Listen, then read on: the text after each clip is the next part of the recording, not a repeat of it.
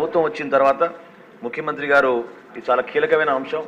దీని గురించి మార్కెటింగ్ శాఖ మరియు సివిల్ సప్లై శాఖ ఇద్దరు కూడా కూర్చుని మాట్లాడి రాష్ట్రంలో వినియోగదారులకి ఇబ్బంది కలగకుండా మనం వెసులుబాటు కల్పించాలని ఆయన ఆదేశాల మేరకు జూలై 8వ తారీఖున ఒక మీటింగ్ ఏర్పాటు చేశాం అధ్యక్ష.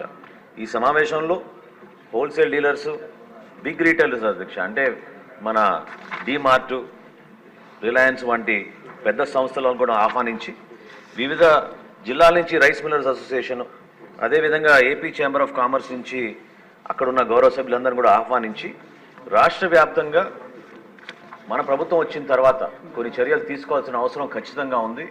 ప్రజలకి వెసులుబాటు మనం కల్పించాలనే ఆలోచనతోటి వాళ్ళతో చర్చించినప్పుడు వాళ్ళందరూ కూడా అంగీకరించి ప్రత్యేకంగా మనం కొన్ని సరుకుల పైన వాళ్ళు రాష్ట్ర వ్యాప్తంగా ఒకే రేటు తీసుకొస్తామనే ఆలోచన వాళ్ళు కూడా అంగీకరించారు అధ్యక్ష.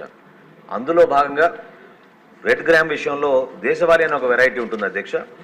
దాన్ని 181 రూపాయలు ప్రస్తుతం ఆ రోజున రాష్ట్రంలో అమ్ముతూ ఉంటే చిత్తూరు నుంచి శ్రీకాకుళం వరకు ఒకే రేట్లో 160 రూపాయలు పర్ కిలో చొప్పున కందిపప్పును అమ్ముదామని ఆ రోజు ఒక నిర్ణయానికి వచ్చాం అధ్యక్ష.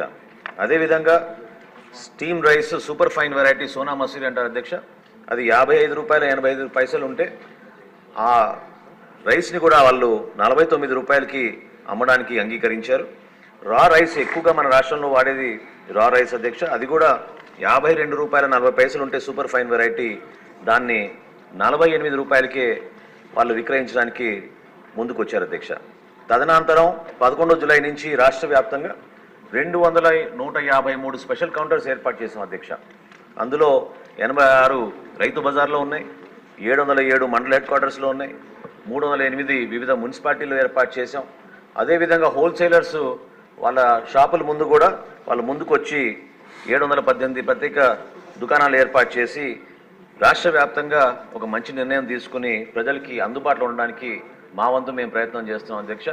తప్పకుండా కేంద్ర ప్రభుత్వం కూడా ఒక కొత్త చట్టం తీసుకొచ్చి హోల్సేలర్ల దగ్గర 200 మెట్రిక్ టన్నుల కన్నా ఎక్కువగా వీళ్ళు స్టాక్ చేయకూడదని, అదేవిధంగా రీటైలర్స్ కూడా 5 మెట్రిక్ టన్నుల కన్నా ఎక్కువగా స్టాక్ చేయకూడదని, ఈ బ్లాక్ మార్కెటింగ్ కావాలని ప్రైస్ కమోడిటీస్ వాళ్ళ చేతిలో పెట్టుకుని హోర్డింగ్ చేయకూడదనే ఉద్దేశంతో కేంద్ర ప్రభుత్వం కూడా కొన్ని మంచి నిర్ణయాలు తీసుకుంది అధ్యక్ష, ఎసెన్షియల్ కమోడిటీస్ యాక్ట్ కింద.